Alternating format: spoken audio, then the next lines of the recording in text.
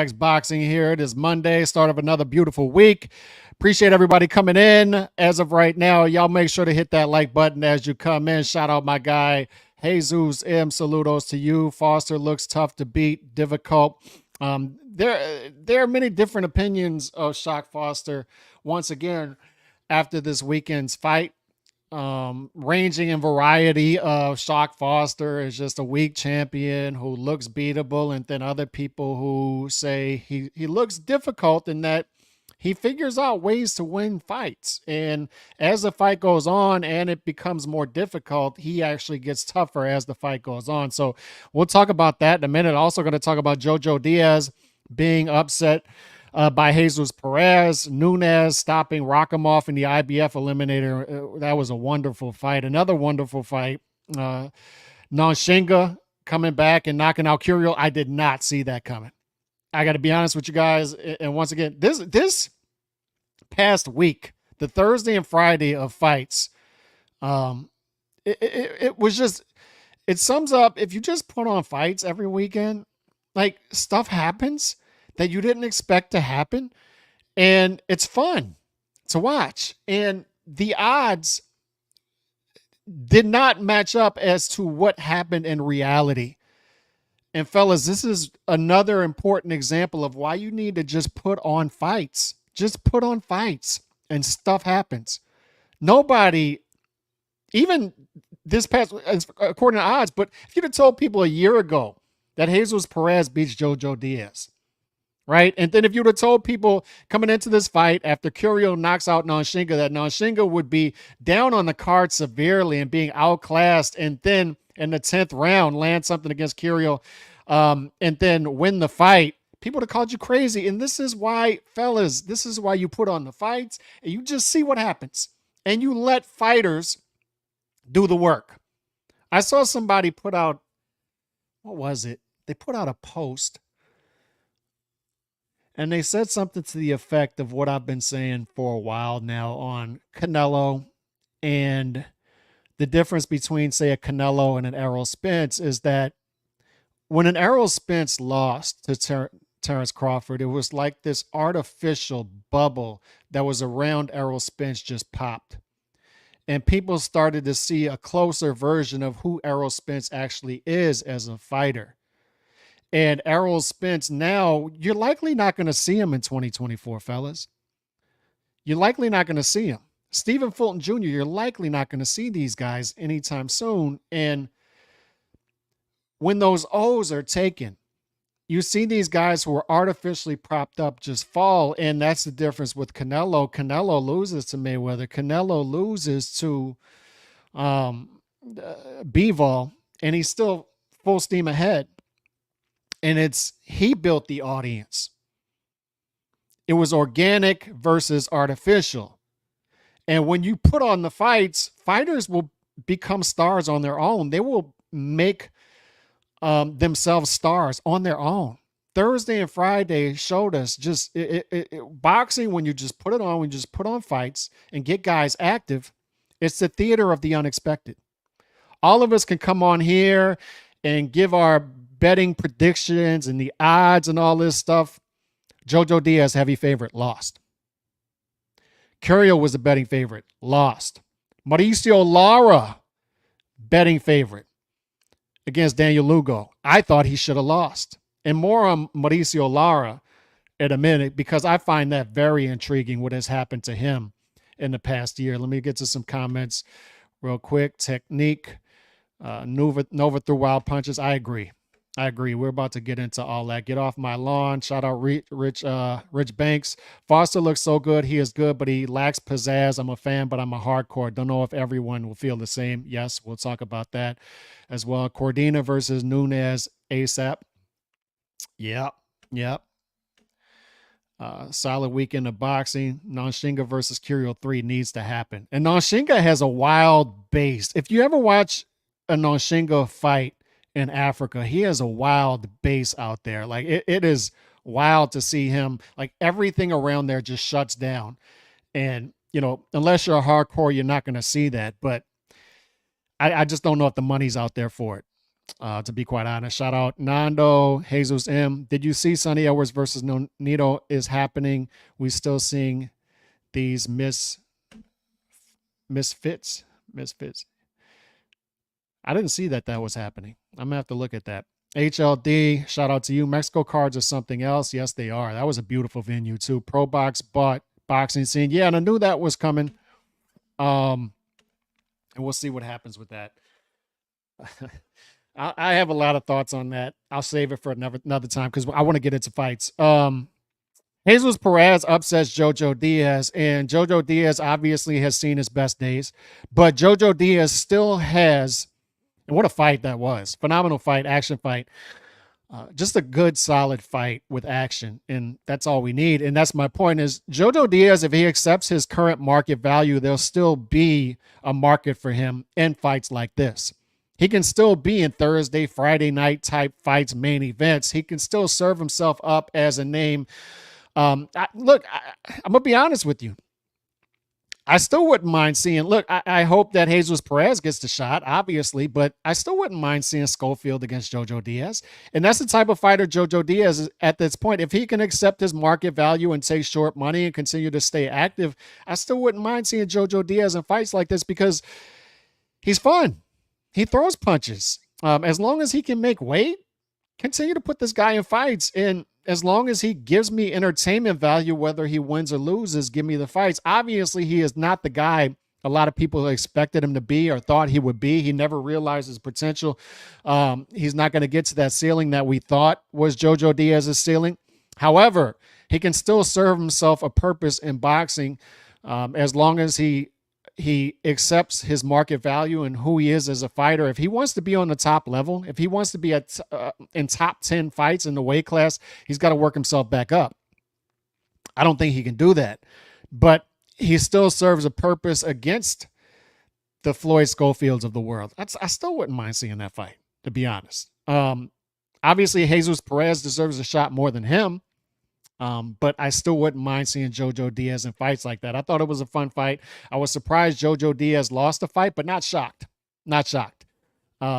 If you would gun to my head, you tell me who to pick. Obviously, I would have picked Jojo Diaz in an action fight. Thought he was going to give up rounds, but I thought as the fight went on, Jojo Diaz would become stronger and win the fight, but Jesus Perez wins the fight. So good for him. Want to see that dude again. I think he's based out of San Diego too, from Mexico, but I think he's based out of San Diego. So tough gym, tough fighter. Nunes stopped Rakimov in the IBF eliminated. If you haven't seen that fight, what I'll say about that fight is go on YouTube and watch that fight. I believe it was posted. It was up this morning. I did not catch it live. I caught it on YouTube this morning, actually. What a fun fight. What a fight that was. And this was, once again, it was an action-packed weekend. It didn't have the names.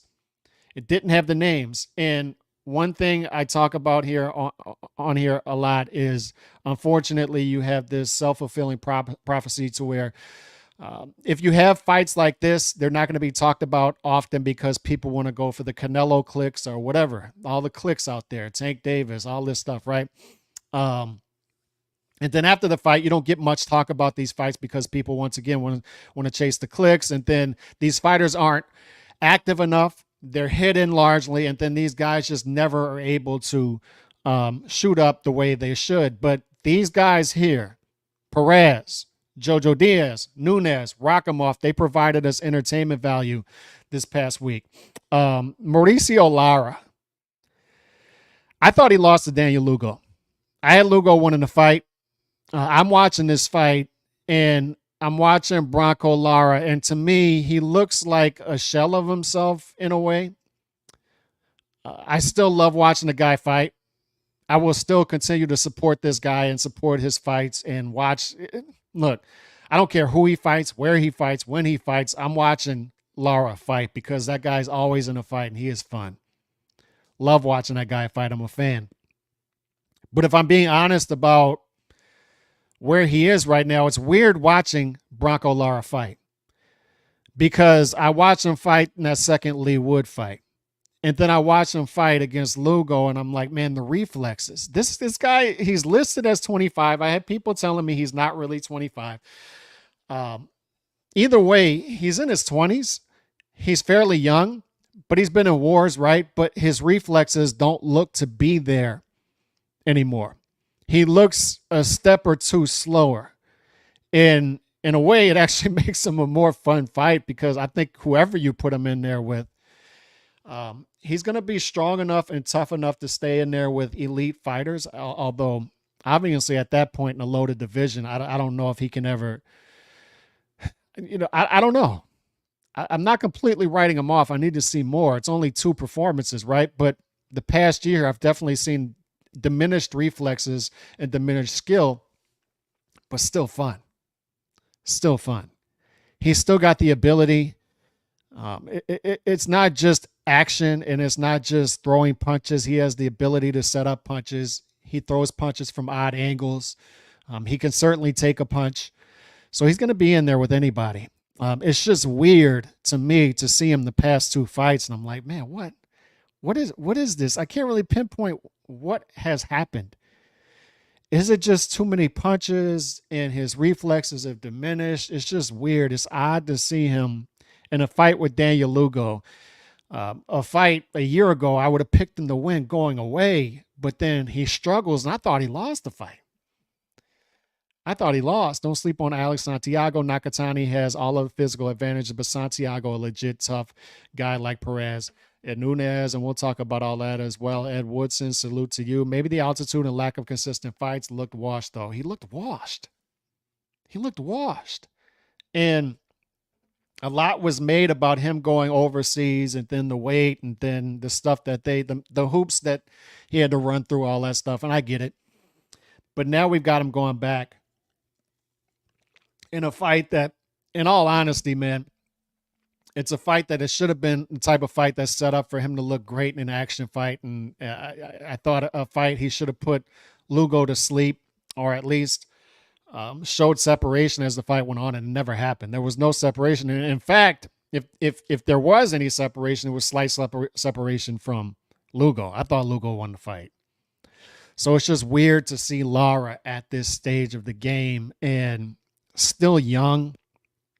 Although he turned pro very early, still young and looking diminished and, quite frankly, kind of washed. So we'll see. We'll monitor the situation with Lara. But one thing is for certain, he's an action fighter. So action fighters over here get the love, and action fighters get the love as long as they're fighting, win or lose.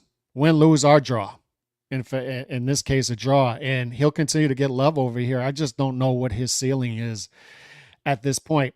Nanshinga versus Curiel. Real quick, I know a lot of people don't watch the lower weight classes, but to me, that was the fight of the night. And it came on the same exact time, ring entrances, the same exact time. And DAZN and ESPN did a wonderful job, I felt, with pacing of their cards. Got the fights on at a decent hour. Unfortunately, they were on at the same time, but I found myself as the fight went on, I had dual monitors. I was paying more attention to Curiel versus Nanshinga as that fight went on, and then went back to watching the Shock Foster fight a little closer. But I thought, once again, wrong. I thought Curiel was going to win this fight by stoppage. I thought he was the one that was going to win by late stoppage. And then he dominates the fight, and some could say, maybe too early of a stoppage. I get it. I don't know. But either way, I thought even if they don't stop the fight there, Nanshinga eventually gets him out of there. So if anything, it robs Nanshinga of a clear and decisive stoppage victory. But shocking. It's the theater of the unexpected, and now Nanshinga has the belt back, and now they can do a trilogy. And this ends up being a trilogy in which, if this was at a higher weight class, we talk about in boxing how we're not developing and forming rivalries in trilogies anymore, right? Particularly with bigger name fighters, but now we could have one here in the lower weight classes between these two guys, because obviously the demand for a trilogy is going to be there. As Curiel has won almost all of the rounds, but it's somehow split between 2 stoppages between the guys. So I thought that was another wonderful fight that if you haven't seen it, go on YouTube. I saw that one up this morning as well on YouTube, so go watch it when you get time. Before we get into the Shock Foster fight and some other things, make sure y'all hit that like button. Shushu Carrington, TKO for Bernard Torres. Beautiful stoppage. And I thought that Torres is a tough fighter. Torres is, although not the talent level of Shushu Carrington, and we all picked Shushu Carrington to win this fight. I actually thought Torres was going to go the distance. So to see Carrington knock him out that way and already announce he's going to be back in a couple months, I believe he's going to be back early June, back in New York. This is how you build a fighter. I think Carrington gets it from all the things I've been hearing from this young guy. They want to build him locally up in New York. That's smart. We need more New York-based fighters, fellas. That's a market that we need to be tapping into, and it's been largely defunct as guys like Teofimo have been getting things going and then letting us down. It would be nice to have Puerto Rican fighters there, such as Xander Zayas, possibly. Matias, possibly. But Shushu Carrington's a guy who can build his brand up there in New York. And on top of that, I think he understands the entertainment value of it. I think he understands that he needs to be in people's faces, needs to be active. He's coming off of 2023 Prospect of the Year, both Ring and ESPN. They're moving him along to fight in title fights next year. So the plan is to fight 4 or 5 times this year, step up level of competition, and then title fight in 2025. Continue to do it in New York. If you're Shushu Carrington, continue to stay active and knock people out. Understand the entertainment value of it. Learn from the lessons recently of Shakur Stevenson, Teofimo Lopez. Knock guys out. Go for knockouts. Even if you have to assume some risk, try to entertain. And your star power can become bright. Now, Shock Foster versus Abraham Nova. Going into the fight, we expected Abraham Nova to fade. Never been in 12 rounders. We expected Shock Foster to come on strong as the fight went on, because if you look at the Ray Vargas fight, if you look at the Rocky Hernandez fight, he got stronger as the fight went on. Ray Vargas and particularly Rocky Hernandez had him in a tough spot, and he was able to shine in those tough spots and become tougher in tough spots. And he did that once again against Abraham Nova as he hurts his bicep. Abraham Nova is applying some very ugly, very tough, ugly, muddying the waters type of pressure. It wasn't effective in my opinion, but it was effective in that had Shock Foster not reacted to it the way he did, he could have muddied the waters to where he can win a decision. I think if you had that fight scored for Abraham Nova, as one judge did, you deserve to be called into the principal's office because it was sloppy pressure. I don't think it was effective as far as punches landed, and Shock Foster was clearly the better fighter, was clearly landing a more effective, cleaner shots, was the more effective professional fighter. I don't like the Marcus of Queensberry rules, just raped and pillaged the way that some fighters have done and the way that Abraham Nova was doing at spots in this fight. Got very ugly, got very sloppy, and in between that, Shock Foster was able to win rounds, and as the fight went on from middle rounds on, Shock Foster was providing that separation that we thought would occur. There were spots, if I'm being critical, where Shock Foster left some rounds up for interpretation, where he could have been more active. His trainers telling him, be more active, go get this guy, go get this guy. There were points where Shock Foster did not accelerate, did not lead on his front foot where he could have. And he was successful when he was on his front foot. But obviously Nova, the bigger fighter,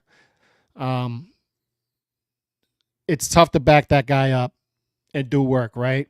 And Nova, to his credit, I like Nova in that he's going to be one of those tough guys to get out of there, no matter who you are.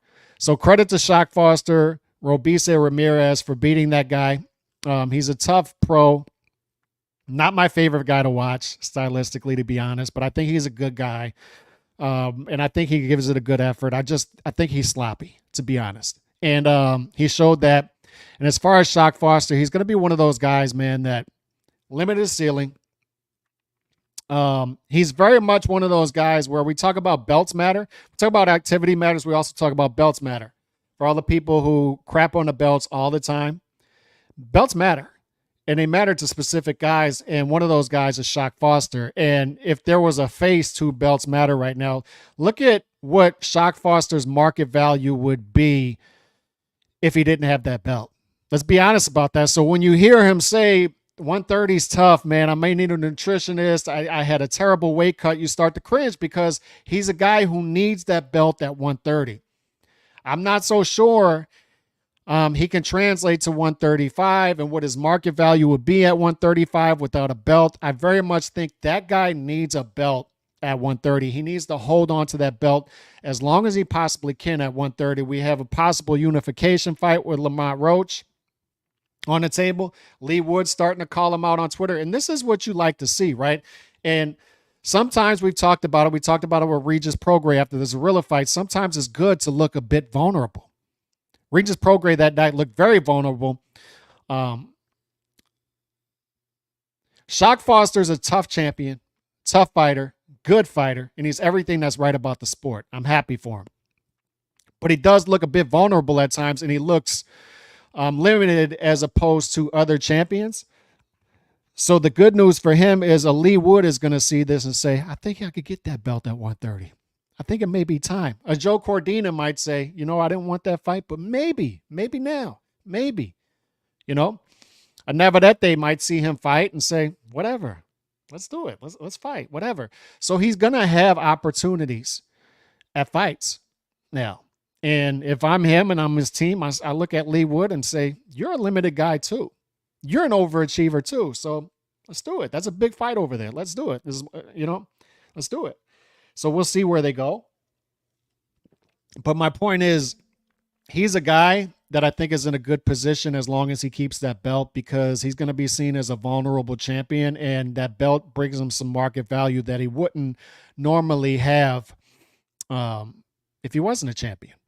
And he worked his way up the right way, got a shot at that belt, capitalized on it, and now he's defended it now twice against tough fighters in tough fights.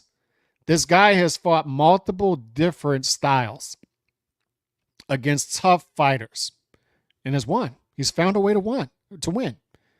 Limited fighter, but he's finding a way to do it. He's finding a way against some obstacles on the road warrior, to hold on to that belt.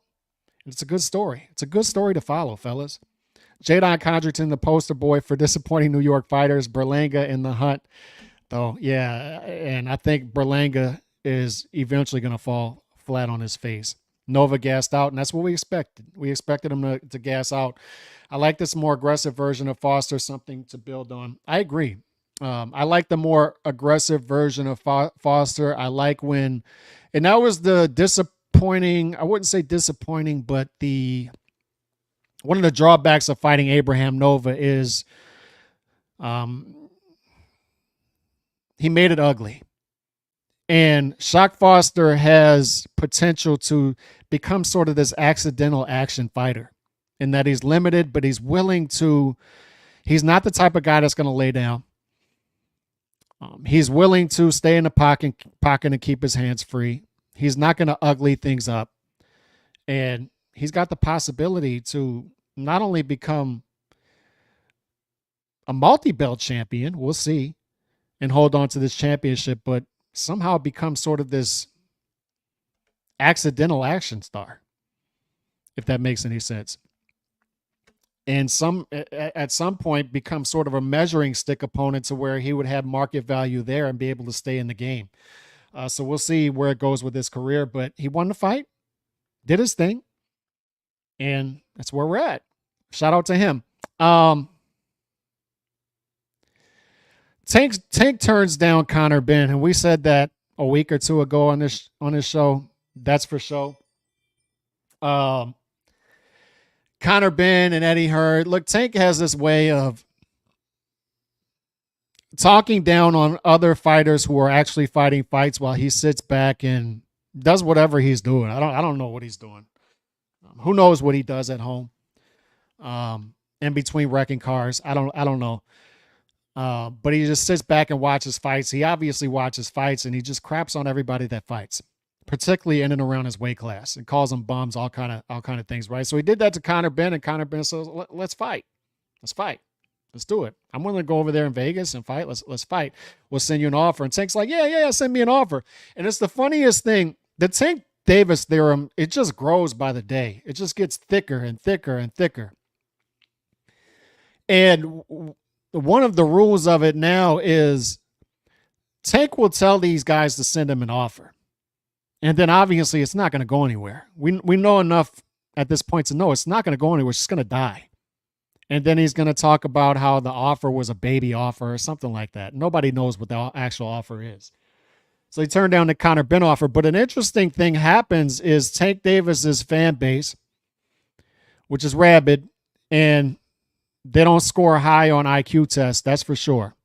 Probably low ACT scores, low SAT scores, not great grades. Not the smartest fan base in the world.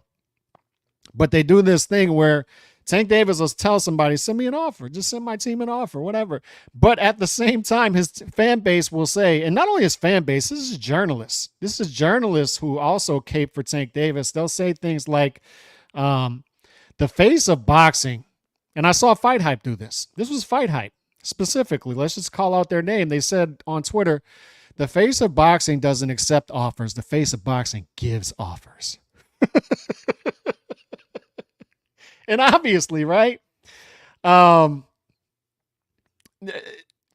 It's such propaganda journalism to where they're going to call him the face of boxing. And he's not the face of boxing. We'd already been over that.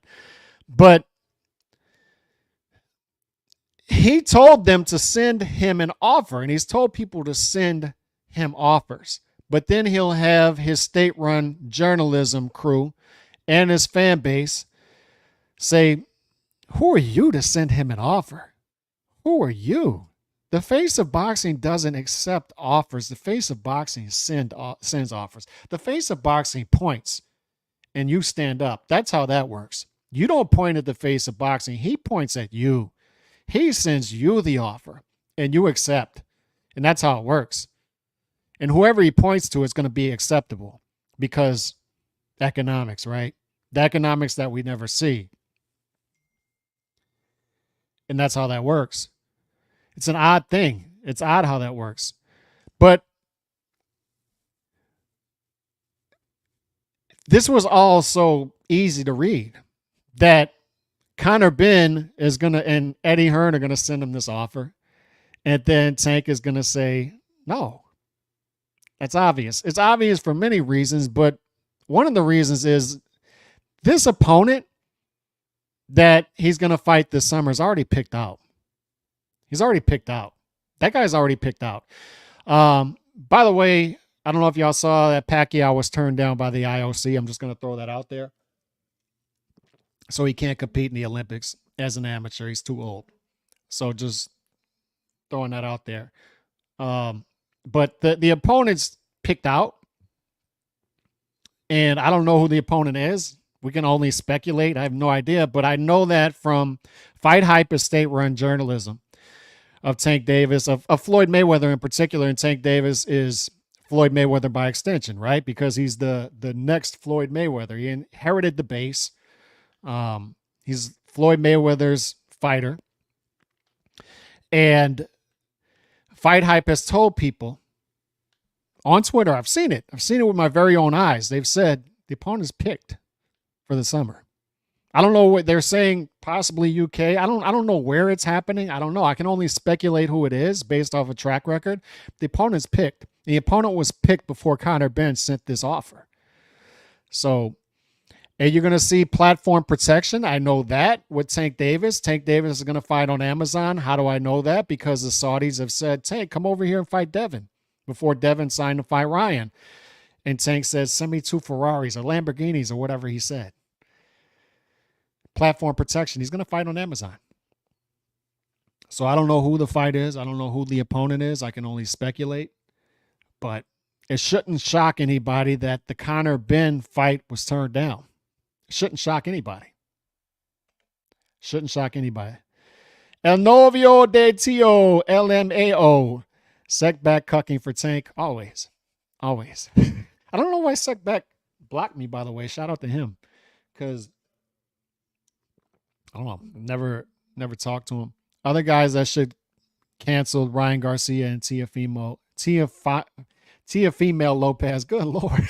I'm traveling here, but listening. Shout out to Andre Rodriguez. Tank should be canceled from all serious boxing podcasts. He deserves 0 mentions, just like a Globetrotter doesn't even mention in the NBA. So he's like, you're saying he's like the N1 mixtape tour. HLD. Is that what you're saying? By the way, great segue. The All-Star game last night. And how does it fit in with boxing? We've talked about ad nauseum on this channel how the NBA, basketball as a whole in America, sort of mirrors the decline of boxing in America in a lot of ways. Its market value declining, and on top of that, skills diminishing, and our expectations of these athletes in both sports declining. Our expectations of these athletes just aren't what they used to be. These guys can do anything at this point, and people will do cartwheels and backflips that these guys are doing something special, and they're just not. I saw a guy over the weekend getting on Steve Kim on Twitter saying, you know, why are you following boxing if you always talk negative about it? And that's not the case. And I've heard the same things. And the first 25 minutes of this show, I want you to notice what we did. We talked about actual fights. And we talked positive about those actual fights.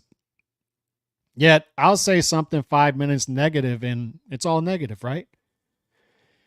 But also from the modern day journalists in boxing, particularly the ones who want access, they're going to give you all the positive stuff. So you need something to combat that. You need people to say, wait a second. PBC's year in 2023 that you thought this was a historic, great year, the greatest year in 20 years, the greatest year in 50 years, the greatest year of all time, actually was not that. Actually, you had to pay an arm and a leg for it. And actually, while you were doing that, they lost their network. And actually, while you were doing that and focusing on that, they're putting on one fight in the first quarter of 2024. So you need people to combat the all positive boxing media, particularly when they're talking about particular outfits. You need that combated and balanced by guys who are going to reel that in. And if hearing some negative things about some of your favorite fighters and some of your favorite advisors turns you off, then I guess I'm not the guy for you. That's for sure.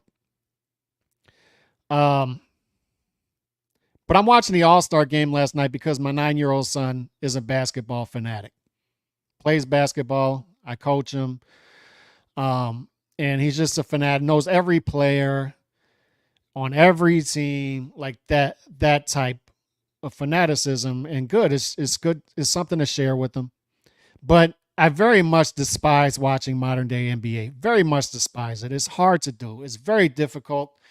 And I knew what was going to happen, but I didn't want to ruin it for him.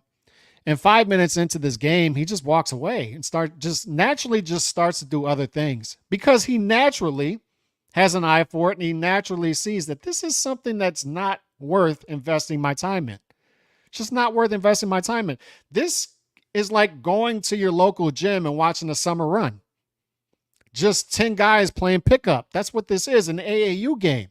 And I'm watching this last night, an All-Star game, which used to be must-see TV in the late 80s and 90s.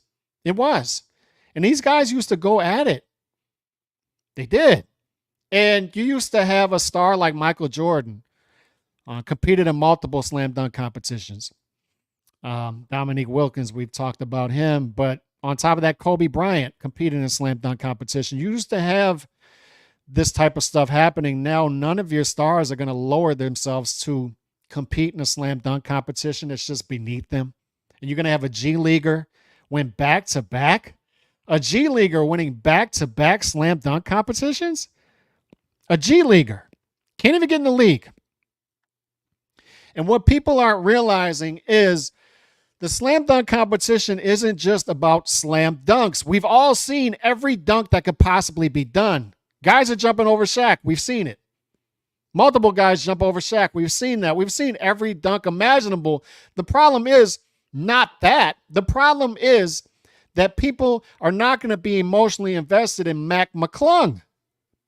It was cool the first time it was done. His kids got all kind of high school mixtapes online, so it was cool. But you know what's cooler? Actual NBA stars competing in the slam dunk competition. And on top of that, tuning into a game that used to be must-see TV, and we see guys mailing it in and not playing any defense. 168 three-pointers were shot last night. 168 in one game. 168 three-pointers shot, a handful of free throw shot. That tells you that nobody is playing. Why in the hell would anybody tune into that? My 9-year-old tuned into it because he's 9. He didn't know. I'm his dad. I sit next to him. I know what's going to happen. It's predictable. He gets up. He walks away. I turn on King of Queens reruns. Because why in the hell am I going to watch some dudes who don't care enough about me to compete, really compete in a game that used to be must-see TV, that used to be a great product, and they've destroyed it. And they shoot 106. I see dudes pulling up and shooting half-court shots. One of them happened to make it. Another guy shoot a full-court shot, and I'm like, what in the hell is this? What is this? And I have to see highlights of it because I can't watch it. I just can't do it. I'd rather watch Kevin James than King of Queens. Reruns from 20 years ago. Then watch the slam dunk competition that is so watered down. And dudes shoot 168 three-pointers in a game. And one team scored over 200 points. And the other team scored 180. And it's not just the All-Star game. Last week, I told you this. I'm watching the Pelicans game against the Lakers. The Lakers scored 87 points in the first half. Nobody wants to touch each other. So it mirrors what's happened in boxing, right? Our expectations have lowered. We are not don't listen to the lies. And this is where we combat it. And this is where Rich Banks is going to call me the guy on the front porch throwing stuff at the skateboarders. But it's the truth, and you need to hear it. It's not saying that we can't get great fights and action fights, because we saw that on Thursday and Friday. And I'm one of the only ones you're going to hear talking about the actual fights, by the way. So I do talk about positive stuff. But what I'm telling you is these fighters are not better. They're not. Stop listening to the lies. They are not better fighters. Raise your expectations of these fighters. Raise your expectations of these basketball players, these dudes like JJ Redick who are going to get on there and lie to you about the guys who played in the 90s were plumbers.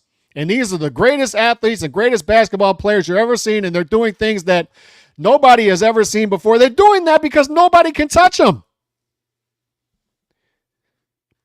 You can't hand check. You can't grab off the ball. Dudes are ushering them in. There you go. Have your layup. Have your dunk.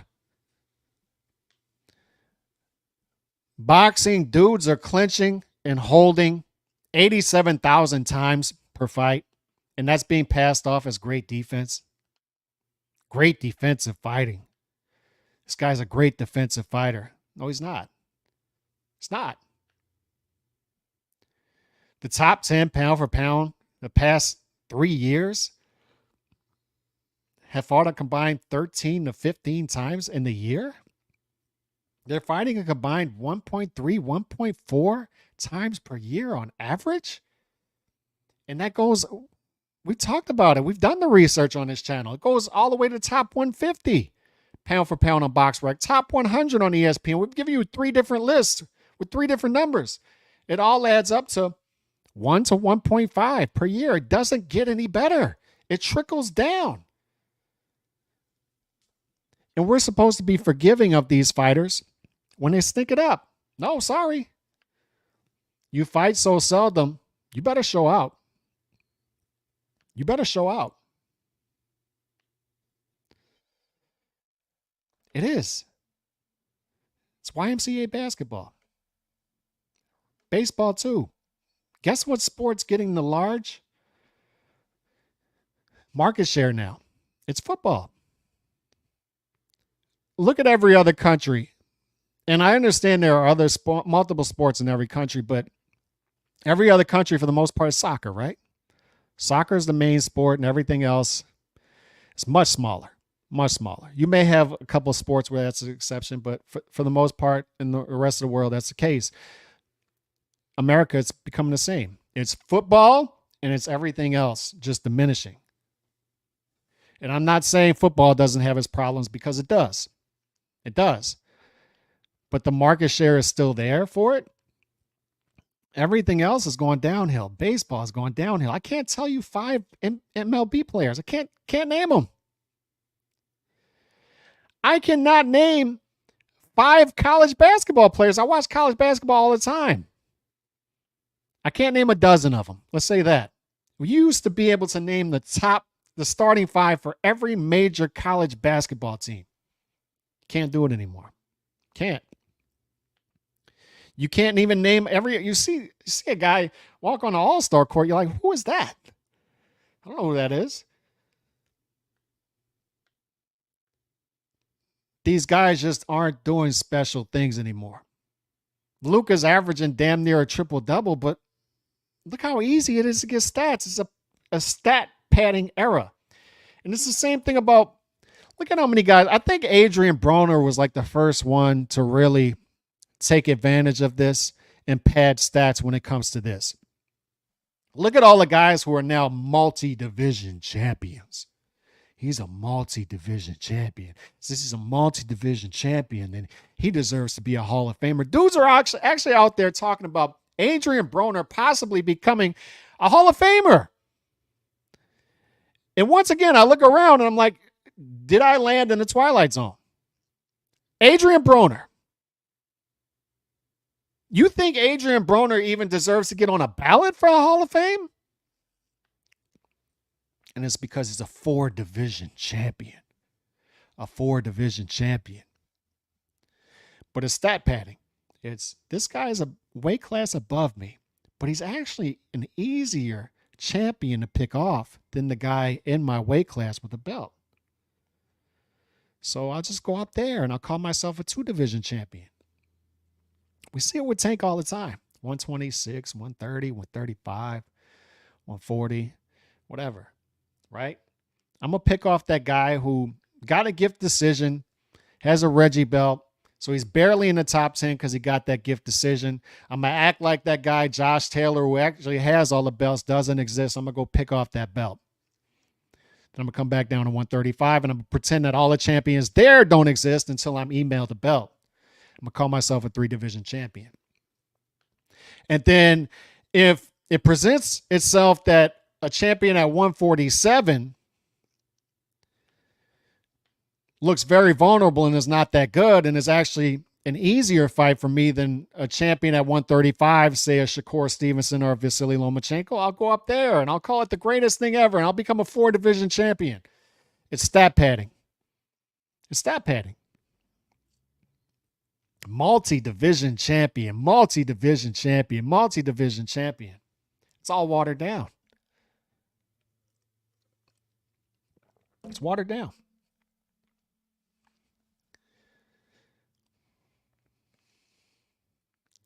I'm going to tell you this as well.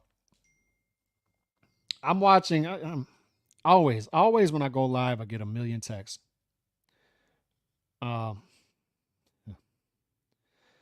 I'm watching my guy Beeb, Joe Beeb, ringside reporter, the other day. and on there with Maestro. So shout out to them. Beeb does great work.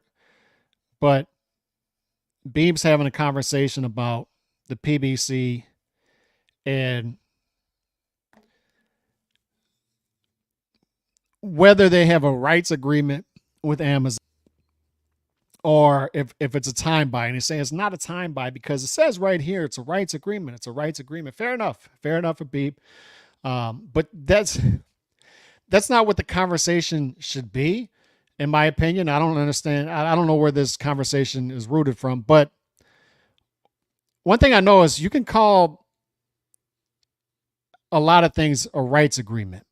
In other words, what is the budget? Because if the budget is $1, is it a time buy or is it a rights agreement? I guess it's a rights agreement because there's a budget, right? There's a budget of $1. So I bring this up because track record, right? The track record of Top Rank is such that it's sustainable. They're doing a great job. They're doing a great job with ESPN and running their budget and doing whatever they can with whatever budget they have because apparently we don't know what the budget is. Fair enough. But what I know is a sustainable product. So the budget is good enough for them to put on a sustainable product and continue to give me good fights each year and a good schedule for the first quarter of this year.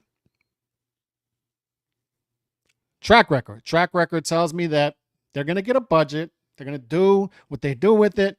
And it's going to be fine. They're going to give me a sustainable product. They're going to build stars. And they're going to give me good boxing on every level for the most part. The track record of the PBC is what? The track record of the PBC is they're going to be with Amazon for a couple of years and it's going to be gone, whether this is a rights agreement or a time buy. That's what the track record tells us. The track record so far for Amazon also tells us we have one fight in the first quarter. It's a pay-per-view full of fights that nobody was demanding. And it's a pay-per-view. And it's not pay-per-view level. It's not pay-per-view worthy. And on top of that, they run a press conference and the press conference isn't on Amazon. So what does that tell us? Whatever the budget is, it doesn't seem to be very large. And we start to get more information, more intel that is now checking out because it's now public. You even see Mike Coppinger now talking about it is, will this fight be May 4th be on Amazon PBC or not? So what that tells us is there money in the escrow for Canelo's fight? Is there not? I'm assuming that even PBC is beyond fumbling the Canelo bag. I'm going to assume that Canelo's next two fights at least will be on the PBC. That's what my working assumption is going to be. I refuse to believe that even those dudes will fumble the Canelo bag because their very existence pretty much relies on it. I can't imagine they would fumble that bag. But I know if they had a budget, this wouldn't be a problem. None of this would be a problem. But let's go further because to me, that's not what the conversation should be right now. We have enough of a track record to know that they're going to screw this thing up regardless. And this is the conversation that needs to be had. This is the real conversation that needs to be had, not whether this is a time buy or a rights agreement, because who the hell cares? It's going to be the same result regardless. One of them may be a slower death than the other one. And this is my whole point is we're watching a slow train wreck. We're watching the slowest train wreck of all time. We're watching this train and I'm just sitting there watching this train for 8-9 years. And I was like, when the hell is this thing going to wreck? When is this derailment going to happen? Because it's obviously happening. So when's it going to happen?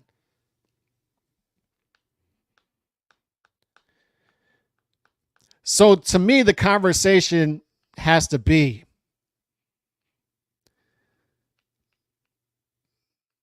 I very much find offensive at this point when I hear journalists will say this. I see boxing fans say this, and they say, why would you cheer for an entity to go out of business? Why would you cheer for the demise of an entity? And I say, it's easy, actually. It's actually pretty easy. If this entity does not care about me and my interest, then I would love for it to die. I'd love for it to die. And part of the PSYOP and the brainwashing campaign is to get people to believe that cheering for the death of PBC is cheering for the death of boxing. It couldn't be further from the truth. It's actually the opposite. Top Rank offers me value. Matchroom, although Matchroom USA not the best, Matchroom as a whole offers me value. Pretty much all these entities offer me a value and are a net positive, other than, in my opinion, one of them that I think is a net negative. And if it's a net negative, and I'm getting very little of what I'm demanding, and on top of that, if these people are condescending towards me, if I have people who are running these entities, running smear campaigns against myself, and are openly calling me racist and other things, why in the hell am I cheering for this entity to succeed? I would do it if it's good for boxing. I could put that personal stuff aside. If it's good for boxing, I'll cheer for it. Good. Good. I don't care if you don't like me. Good. But if you're condescending, running smear campaigns are just good, average, everyday boxing fans who just want to pay money and see a good fight. And on top of that, you're giving us very little to go off of and shelving fighters. Look, make no mistake about it, PBC is going to put on big events. They become a big event platform. And that's pretty much it. They can't build stars. We've talked about that. Can't do that. They have no farm system. And as of right now, until they get another platform, which I think they will, they'll find a way. They always do.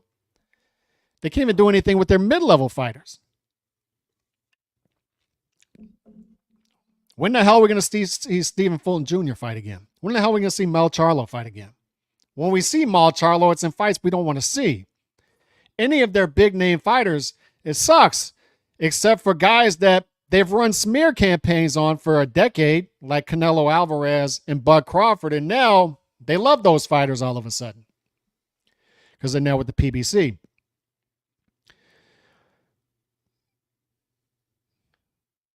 It's very easy to cheer against entities who are doing the sport harm, in my opinion, and are a net negative. It's very easy, actually.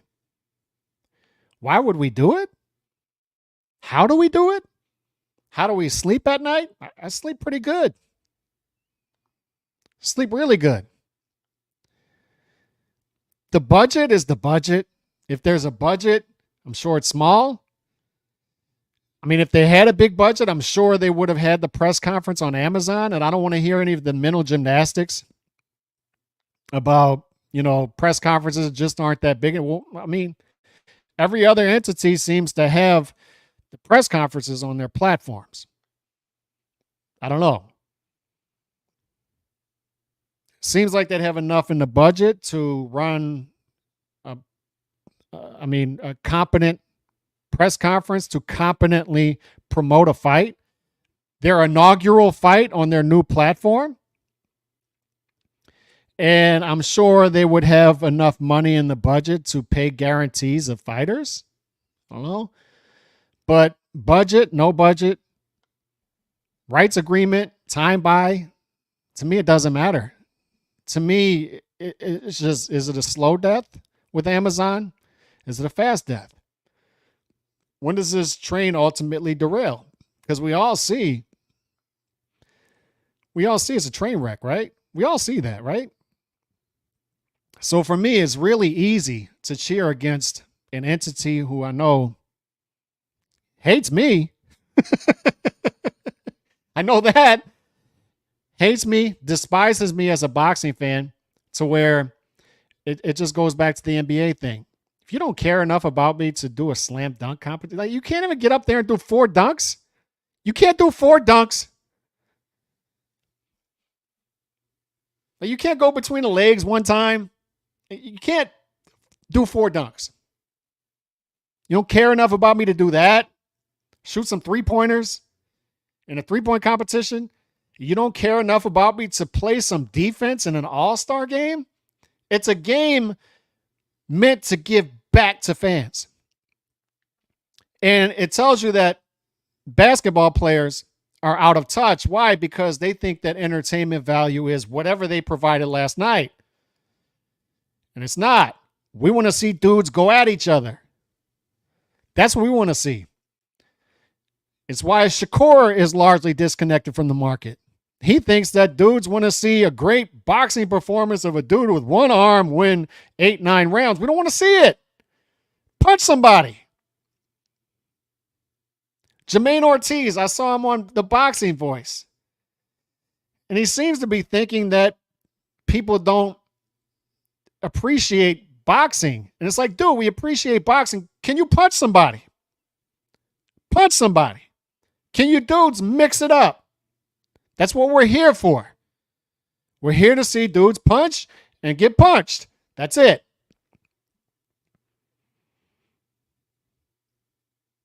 If you don't care enough about me to come out and do 4 slam dunks on a Saturday night before you hit the club, you're going to shoot 168 three-pointers in a game? 168 three-pointers in a game, and one of the teams gave up over 200 points, and they shot a handful of free throws the whole game combined. And I'm supposed to be emotionally invested in these dudes? I'm supposed to be emotionally invested in a company that despises me, barely gives me anything I want, and when they do, they charge the hell out of me for it. And I'm supposed to cheer for them. Oh, okay. How about no? How about no? I'm going to do the opposite of that. They don't give me what I want. They're a net negative for the sport, which I think should be clear for everybody. Net negative for the sport, the PBC. So I'm not going to apologize for cheering against them.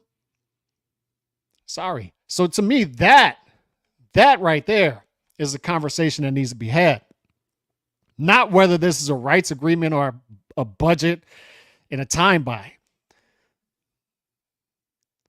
The real conversation that needs to be had is, when's this train wreck going to happen? Like, we all see it developing, but when's the climax of this train wreck? That's the conversation. We talked real boxing today. Talked about fights. Let's see if the other channels do that. God bless. Peace.